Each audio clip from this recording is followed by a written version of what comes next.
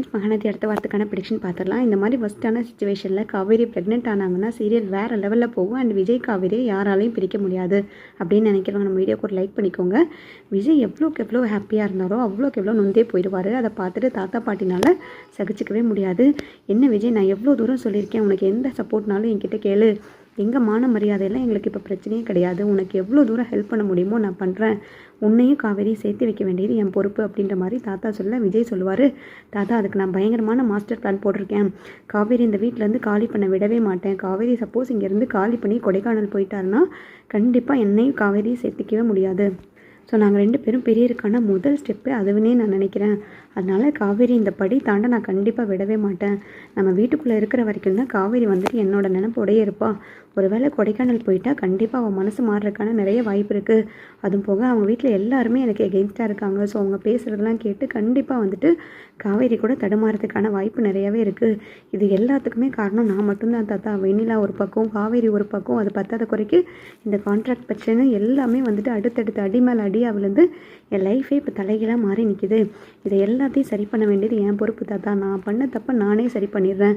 அவங்க குடும்பமே வந்துட்டு என்னை ஏற்றுக்கிற அளவுக்கு நான் கண்டிப்பாக வந்துட்டு அவங்களுக்கு ஒரு நம்பிக்கை கொடுப்பேன் அப்படின்ற மாதிரி தாத்தாவுக்கு சத்தியம் பண்ணுவார். உடனே சரிப்பா, என்ன மாஸ்டர் பிளான் பண்ணியிருக்கேன், என்னங்கிறத சொல்லு, உனக்கு எந்த ஹெல்ப்னாலும் நான் பண்ணுறேன் அப்படின்ற மாதிரி சொல்ல, அதெல்லாம் ஒன்றுமே கிடையாது தாத்தா, இப்போ உடனே நீ என் கூட மட்டும் வந்தீங்கன்னா போதும், அவங்க வீட்டில் போய் அவங்க எல்லாருக்கிட்டையும் நான் ஒரு விஷயத்தை கன்ஃபார்மாக சொல்லியே ஆகணும் அப்படின்ற மாதிரி தாத்தாவையும் பாட்டியும் அழைச்சிட்டு காவேரி வீட்டுக்கு போவாங்க. உடனே வந்துட்டு அவங்க அம்மா பயங்கரமாக டென்ஷன் ஆயிடுவாங்க. நீங்கள் எதுக்கு உள்ளே வரீங்க, நாங்கள் தான் வீடு காலி பண்ணுறோம்ல, காலி பண்ணிவிட்டு நாங்கள் கிளம்பிடுறோம், உங்கள் வீட்டில் இருக்கிறதுக்கு விருப்பமே கிடையாது, இவ்வளோ பெரிய கேவலத்துக்கு அப்புறமும் நாங்கள் இந்த வீட்டில் ஒரு நாள் கூட இருக்கவே மாட்டோம் அப்படின்ற மாதிரி சொல்ல, உங்களை இந்த வீட்டிலேருந்து காலி பண்ண வைக்கவே முடியாது, யாரை கேட்டு நீங்கள் இந்த வீட்டுக்கு கூடி வந்தீங்க, யாரை கேட்டு நீங்கள் காலி பண்ணுறீங்க, இவ்வளோ நாள் நான் பொறுமையாக பேசிக்கிட்டு இருந்தேன், காவேரிக்காக வந்துட்டு எல்லாத்தையுமே வந்துட்டு சகிச்சுட்டு பேசிகிட்டு இருந்தேன், இதுக்கு மேலே நீங்கள் என்னை இவ்வளோ தூரம் பிரித்து பேசும்போது நானும் வந்துட்டு ஒரு ஓனராக நானும் சொல்லிக்கிறேன், இந்த வீட்டோட ஹவுஸ் ஓனர் நான் மட்டும்தான். ஸோ வந்து நீங்கள் எப்போ காலி பண்ணணும், எப்படி காலி பண்ணணும், எவ்வளோ நஷ்ட ஈடு கொடுக்கணுங்கிறத நான் தான் முடிவு பண்ணணும்.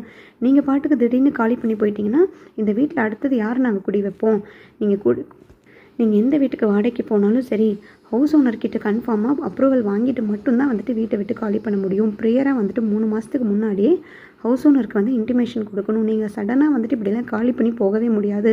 அதுக்கான நஷ்ட ஈடும் நீங்கள் கட்டணும். அது போக எனக்கு நஷ்ட ஈடு தேவை கிடையாது. நான் சொல்கிற டைமில் அடுத்த ஆள் வாடகைக்கு இந்த வீட்டில் குடி வர வரைக்கும் நீங்கள் இங்கே தான் இருந்தாகணும் அப்படின்ற மாதிரி ரூல்ஸாக பேசுவார். உடனே கங்கா ரொம்ப டென்ஷன் ஆயிடுவாங்க. என்ன நீங்கள் எதோ சொல்லி பார்த்தீங்க, எதுவுமே நடக்காததுனால இப்போ உங்கள் பணத்திமரையும் உங்கள் செல்வாக்கையும் காமிச்சு எங்களை மிரட்டலான்னு பார்க்குறீங்களா, இதுக்கெல்லாம் வந்துட்டு பயப்படுற ஆளுங்க நாங்கள் கிடையாது அப்படின்ற மாதிரி சொல்ல, குமரனும் வந்து ஓவராக சவுண்ட் விடுவார். என்ன நீ ரொம்ப ஓவராக போகிற, என்ன பணம் வேணும் உனக்கு, நஷ்டீடு எவ்வளோ வேணும்னு சொல்லியா நான் தரேன், அதுக்காக நீ வந்து எங்களை இருக்க சொல்லி நாங்கள் இருக்கணுன்ற அவசியமெல்லாம் கிடையவே கிடையாது அப்படின்ற மாதிரி சொல்ல, காவேரி இங்கே பாரு, உனக்கு இன்னொரு விஷயம் சொல்கிறேன் கேட்டுக்கோ, இந்த வீட்டை காலி பண்ணுறது காலி பண்ணாமல் இருக்கிறது அடுத்த விஷயம், 2வது விஷயம், முதல் ஒரு விஷயம் சொல்கிறேன் கேட்டுக்கோ, நீ ஆஃபீஸில் வந்து ஜாயின் பண்ணியிருக்கேன், ஸோ ப்ராப்பராக ரிசைன் பண்ணாமல் நீ அந்த ஆஃபீஸை விட்டு கிளம்பவும் முடியாது. நீ ஆஃபீஸில் வந்துட்டு ஒர்க் பண்ணுறேன்னா பேப்பர் பீரியடில் வந்துட்டு நீ 2 மாதம் இருக்கணும். ரெசிக்னேஷன் வேணும்னா என்னோட அப்ரூவல் வாங்காமல் நீ அந்த ஆஃபீஸை விட்டு ரிசைன் பண்ண முடியாது. ஆஃபீஸில் வந்துட்டு எல்லா அசட்டும் லேப்டாப் முதல் கொண்டு சிஸ்டம் முதல் கொண்டு எவ்வளோலாம் வந்துட்டு உன் பேரில் எடுத்து வச்சுருக்கோம், அதுக்கான லாஸ் எல்லாம் நீயா கொடுப்ப. ஒரு எம்ப்ளாயி ஆஃபீஸில் ஒர்க் பண்ணுறாங்கன்னா அதுக்கான ப்ராப்பர் ரெசிக்னேஷன் இருந்தால் மட்டும்தான் வந்துட்டு ரிசைன் பண்ண முடியும். இதெல்லாம் தெரியாமல் நீ பாட்டுக்கு இஷ்டத்துக்கு ஊரை காலி பண்ணி போனால் நான் விட்டுருவேனா, அடுத்தது நான் லீகலாக என்ன பண்ணணுமோ பண்ணுவேன் அப்படின்ற மாதிரி சொல்ல, காவேரிக்கு நல்லாவே அது புரிஞ்சிடும். நம்ம இங்கேருந்து போகக்கூடாது அப்படின்ற ஒரே ஒரு தாட்டில் மட்டும்தான் வந்துட்டு விஜய் இந்த மாதிரி சொல்கிறாரு, இதுக்கு பின்னாடி எந்த காரணமும் கிடையாது அப்படின்ற மாதிரி காவேரி நல்லா அண்டர்ஸ்டாண்ட் பண்ணிப்பாங்க. பட் எதுவுமே பேசாமல் அப்படியே அமைதியாக நிற்பாங்க.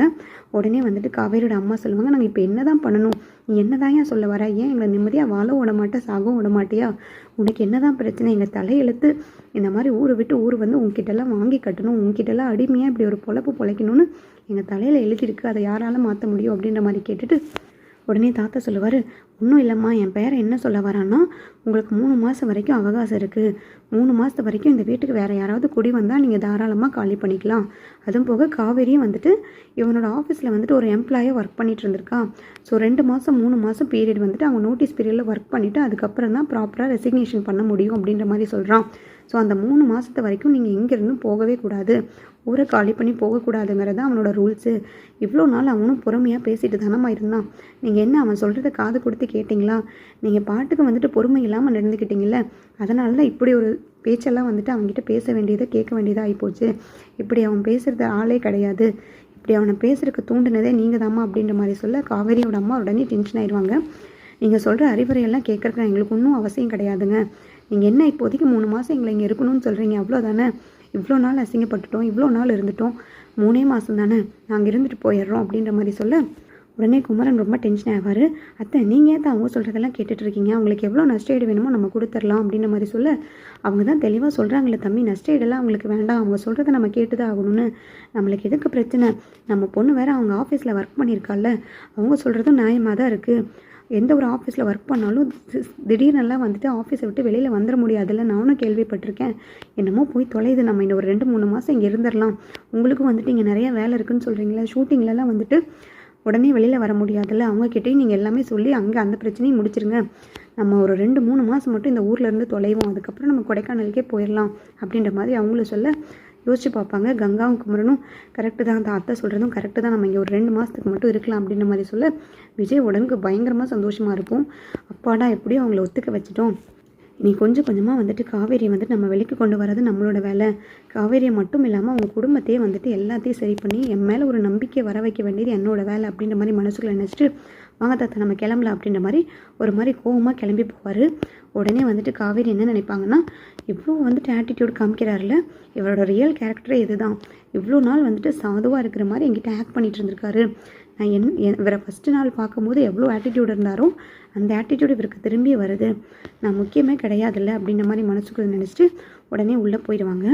உடனே கங்கா குமரன் எல்லாருமே சொல்லுவாங்க, இப்போ பார்த்தீங்களா அவரோட பணத்திமிரை எப்படி காமிச்சாருன்னு, இவ்வளோ நாள் பெரிய ஒரு பொறுமைசாலி மாதிரி ஆக்டிங் தான் பண்ணிகிட்டு இருந்திருக்காரு, அவரோட ரியல் கேரக்டர் இதுதான், நான் எவ்வளோ நாள் உங்ககிட்ட சொல்லிட்டு இருந்தேன் அப்படின்ற மாதிரி கங்காவும் சொல்ல எல்லாருமே வந்துட்டு கிளம்பிடுவாங்க, உள்ளே போயிடுவாங்க.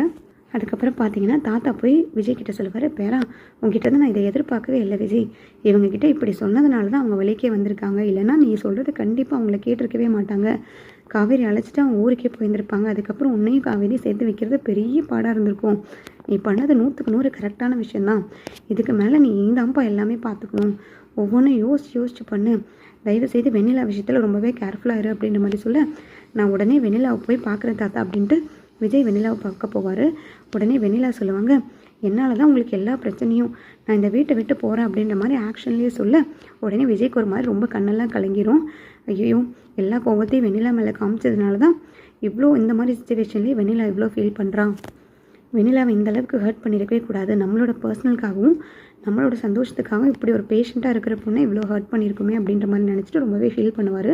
உடனே கரெக்டாக ராகினி உள்ள வந்து, பார்த்தீங்களா விஜய் எவ்வளோ நல்ல பொண்ணு வெண்ணிலா, எவ்வளோ பயந்துருந்தாங்கன்னா அவங்க இந்த மாதிரி சொல்லுவாங்க, உங்கள் மேலே உயிரே வச்சுருந்தாங்க, இப்போ நானே வந்துட்டு இந்த வீட்டை விட்டு போகிறேன் அப்படின்ற மாதிரி அவங்களே சொல்கிறாங்கன்னா அவங்க எந்த அளவுக்கு பயந்துருப்பாங்க. வெண்ணிலா மாதிரி ஒரு பொண்ணை பார்க்கவே முடியாது, வெண்ணிலாவை மட்டும் நீங்கள் கல்யாணம் பண்ணியிருந்தீங்கன்னா நீங்கள் எவ்வளோ சந்தோஷமாக இருந்திருப்பீங்க. இப்போ நீங்கள் படுற கஷ்டத்தெல்லாம் என்னாலேயே பார்க்க முடியல, அவங்க குடும்பத்துக்கிட்ட மாட்டிட்டு நீங்கள் ரொம்ப வந்துட்டு சின்ன பின்னமாகறீங்க, இதெல்லாம் எதுக்கு தானோ அப்படின்ற மாதிரி லைட்டாக வந்துட்டு விஜய் ட்விஸ்ட் பண்ணி விட்டுட்டு ஏற்றி விட்டுட்டு ராகினி கிளம்பிடுவாங்க. உடனே விஜய் யோசிப்பார், ஏன் நம்ம லைஃப் மட்டும் இப்படி இருக்குது, வெண்ணிலா உயிருக்கு உயிராக லவ் பண்ணோம், அவளே வந்துட்டு என்னால் வந்து லவ் பண்ணி கல்யாணம் பண்ண முடியல, இப்போ காவேரி மேலே உயிராக இருந்தேன், அவள் கூட என்னால் சேர்ந்து வாழ முடியல, நம்ம வாழ்க்கையில் மட்டும் ஏன் இப்படிலாம் நடக்குது, அம்மா அப்பாவை இழந்து என் லைஃப்பில் எல்லாத்தையும் இழந்து நான் இப்படி தனிமரமாக நிற்கிறேனே, இதுக்கெல்லாம் காரணம் என்னவா இருக்கும் அப்படின்ற மாதிரி யோசிச்சுட்டு ரொம்பவே அழுகுவார். அடுத்தது பார்த்தீங்கன்னா காவேரி கங்கா கிட்டே போய் சொல்லுவாங்க, அக்கா எனக்கு பீரியட்ஸ் ஆகி கிட்டத்தட்ட 1 மந்த் ஆகுதுக்கா, என்னன்னே தெரியல, பீரியட்ஸ் இது வரைக்கும் இப்படி டிலே ஆனதே கிடையாது, 1 மந்த்துக்கு மேலே ஆயிடுச்சுன்னா எனக்கு ஒரு மாதிரி பயமாக இருக்குக்கா அப்படின்ற மாதிரி சொல்ல கங்கா உடனே ஷாக் ஆயிடுவாங்க. என்னடி சொல்கிற, இருக்கிற பிரச்சனையில் இது வேறையா, நீ வந்துட்டு எதுக்கும் கிட்டு வாங்கி ட்ரை பண்ணி பாரு, ஒரு வேளை ப்ரெக்னெண்ட்டாக இருப்பியோ அப்படின்ற மாதிரி கேட்க கரெக்டாக வந்துட்டு காவேரிக்கு அப்போ தான் ஞாபகம் வரும், அவங்க 2 பேரும் சேர்ந்து ஹாப்பியாக இருந்த அந்த நாள் வந்துட்டு திருப்பி நினச்சி பார்ப்பாங்க. நினச்சி பார்த்து ரொம்பவே சந்தோஷப்படுவாங்க. சந்தோஷப்பட்டுட்டு உடனே ஷாக் ஆவாங்க, ஒருவேளை நம்ம ப்ரெக்னெண்ட்டாக இருக்கோமா என்னன்னு தெரியலையே, இந்த சுச்சுவேஷனில் இந்த பிரச்சனை இருந்துச்சுன்னா கண்டிப்பாக அவ்வளோதான், வீட்டில் எல்லாருமே ரொம்ப நொந்து போயிடுவாங்க, அப்படிலாம் இருக்கவே கூடாது அப்படின்ற மாதிரி காவேரி மனசில் நினச்சிட்ருப்பாங்க. உடனே கங்கா சொல்லுவாங்க, நீ ஒன்றும் பயப்படாத காவேரி, ஒரே ஒரு நிமிஷம் இரு, நான் மாமா கிட்ட சொல்லி மெடிக்கல் ஷாப்பில் போய் கிட்டு மட்டும் வாங்கிட்டு வந்து நம்ம ட்ரை பண்ணுவோம், அப்படிலாம் எதுவுமே இருக்காது, நீ பயப்படாத, நம்ம இங்கேருந்து கண்டிப்பாக போயிடலாண்டி, உனக்கு விஜய் தேவையே கிடையாது, உன் லைஃப்பில் இந்த மாதிரி ஒரு பர்சன் இருந்ததையே நீ மறந்துடு, கண்டிப்பாக ப்ரெக்னென்சி வந்து நெகட்டிவாக தான் இருக்கும். நீ இருக்கிற டென்ஷனில் ஸ்ட்ரெஸ்ஸில் வந்துட்டு அது டிலே ஆகிருந்திருக்கும். அதுக்கும் இதுக்கும் சம்மந்தமே கிடையாதுடி, நீ ஒன்றும் பயப்படாத அப்படின்ற மாதிரி சொல்லிட்டு போக காவேரி விஜய் கூட சேர்ந்து இருந்ததை நினச்சி பார்த்து ஃபீல் பண்ணிவிட்டு ரொம்பவே அழுகிற மாதிரி ஆகிடுவாங்க. நமக்குள்ளே ஏன் இப்படி நடக்குது, நம்ம அவர் மேலே உயிரே வச்சுருக்கோம், பட் அதை சொல்லவும் முடியாமல் அவர் நம்ம மேலே காட்டுற அஃபெக்ஷனை வந்துட்டு ஏற்றுக்கவும் முடியாமல் இப்படி நிற்கிறோமே, நம்ம குடும்பமாக அவரான்னு யோசிச்சுட்டு இப்படி நம்ம நிற்கிறது நம்மளுக்கு சரியாக தப்பான்னு தெரியல. ஆனால் அவர் அந்த அளவுக்கு வந்துட்டு ஹர்ட் ஆகுறாரு, அவர் எப்படி சமாளிப்பாருன்னு தெரியலையே அப்படின்ற மாதிரி யோசிச்சுட்டு விஜய் நினச்சி தான் அவங்களும் ஃபீல் பண்ணிகிட்ருப்பாங்க.